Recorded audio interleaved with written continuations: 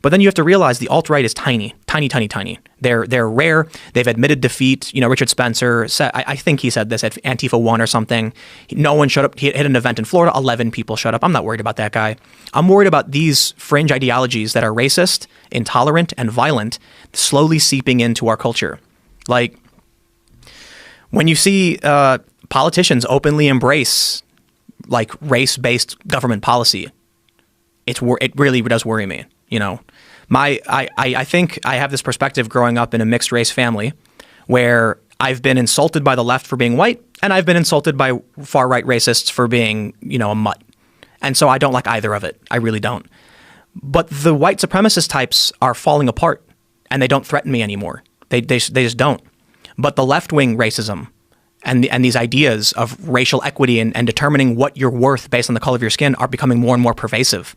The lawsuit with Harvard that Asians have a harder standard, a tougher standard for getting in, even though Asians are a smaller minority than white people. Yeah. Why does that make sense? Why should I have to approach someone and justify my race to them? That terrifies me. It really does. And when we see Kirsten Gillibrand tweet the future is intersectional, well, intersectionality is that ideology of race-based policy. Ocasio-Cortez puts forth the Green New Deal that says racial equity. I prefer to judge someone on the content of their character, not the color of their skin. Well, it's also that's the kind of talk that gets Trump reelected. Oh God, and that's one of my biggest pet peeves because I've talked about progressive tax. I think we can do a lot for public option, for expanding Medicaid.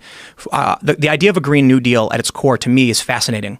Can the government, can we allocate tax money to invest in new technologies, fusion, nuclear, and reduce carbon emissions and do great things? Can we make high-speed rails?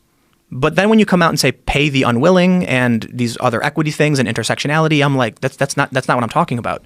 I can't support that. The unwilling is the most preposterous one. The idea that someone's unwilling to work and we need to provide them with a living, that's insanity. I mean, that's the ultimate progressive bend. But that's where it keeps going, where they're trying to out-progressive the next concept. But hold on. In a socialist or communist society, you still have to work. Yeah. I don't know what society exists where you expect people to undertake the greatest construction project in the history of humanity, a massive train network that makes all planes obsolete, but at the same time tell people they don't have to work if they want money. Yeah, well, this is what we're saying. It's like as these ideologies get more and more ridiculous, they try to out-progressive the next step. Like it's a fundamental right for you to earn a living. And Pew Research recently put out a poll couple weeks ago. The Democratic Party, 54% want more moderate policies. So I fall in that bracket. But still, you still have around 43 or so that want more left-leaning policies. But what that means is the party's split. And so here's the problem I see. If you're going to put me up, if you're going to say, Tim, you got to vote. You have to vote. You have to make a choice. You've got a moderate conservative who believes things I really don't agree with, but he doesn't want to give money to people who don't work, and he doesn't believe in identitarian politics and race equity or whatever. And then you've got the Democrats who are so far left to me, I can't even see them anymore. Who do you think, social liberals and liberals are going to vote for? The closest person to them politically will be a conservative. Yeah. That's what scares me. We had this great future with a potential for a public option, for expanding Medicaid, I really do believe social programs are important. We can do more.